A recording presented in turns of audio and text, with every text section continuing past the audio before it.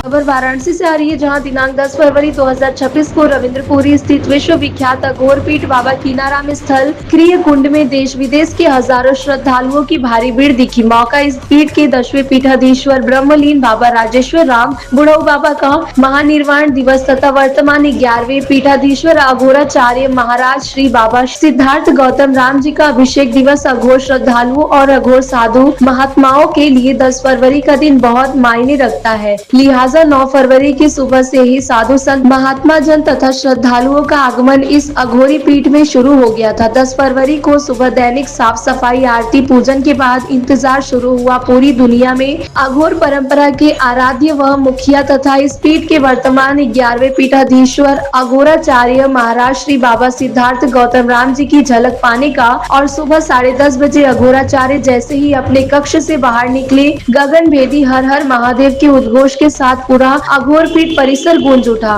वाराणसी से धनेश्वर साहनी की रिपोर्ट। मेरा नाम श्रीमती रूबी सिंह है और मैं बनारस की रहने वाली हूँ। माता जी, दिव्य अभिषेक यहाँ पर चल रहा है, क्या कहेंगी?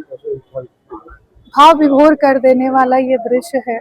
ये कोई आसान सा, नॉर्मल, साधारण सा गद्दी नहीं है। इस गद्दी पे विराजमान होने वाले साक्षात कीनाराम स्वरूप, जिनके अंदर बाबा कीनाराम जी की शक्तियाँ विराजमान होती हैं। इस गद्दी पे कोई आम आदमी बैठ ही नहीं सकता, और इस गद्दी पे अगर जो बैठे हैं पीठाधीश्वर के रूप में, उनके अंदर साक्षात बाबा कीनाराम जी की शक्ति स्वरूप वो विराजमान है।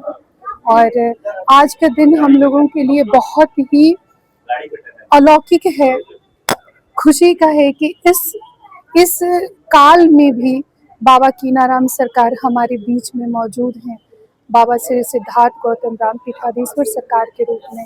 और आज ही के दिन बुढ़ऊ सरकार का निर्वाण दिवस मनाया जाता है, क्योंकि ये भी एक परंपरा यहाँ देखी गई है।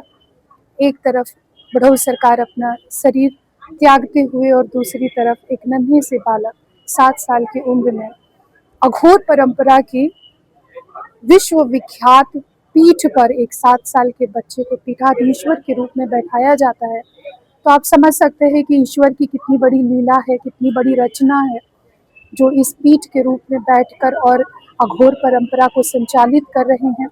तो आज का दिन हमारे लिए बहुत हर्ष और खुशी का है।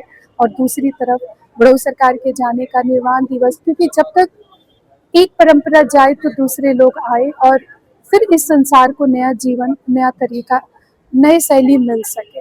सुबह से क्या-क्या अनवरत कार्य हुए हैं और क्या-क्या होंगे?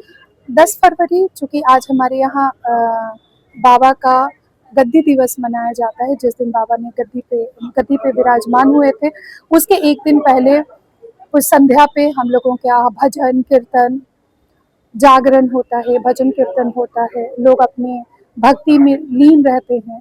सुबह में सफाई करते हैं, आरती पूजा होती है, आराधना होती है। फिर हमारे यहाँ बाबा गद्दी पे विराजमान होते हैं। जो भी हमारी जनता जनार्दन है, जो हमारे अपने इष्ट को, अपने गुरु को, अपने साक्षात कीनाराम को गद्दी पे विराजमान प्रत्यक्ष रूप में देखती है और उनका दर्शन पूजन करती है। तो काशीवासी कुछ कहना चाहेंगे ऐसे अवसर पर?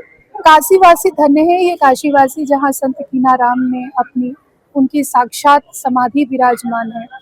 एक शिव विश्वनाथ मंदिर में अलौकिक, जो कि सामाजिक जीवन शैली को जीने वाले शिव हैं, और एक शिव हमारे बाबा कीनाराम स्थल में बाबा कीनाराम जी की समाधि के तौर पे उपस्थित हैं।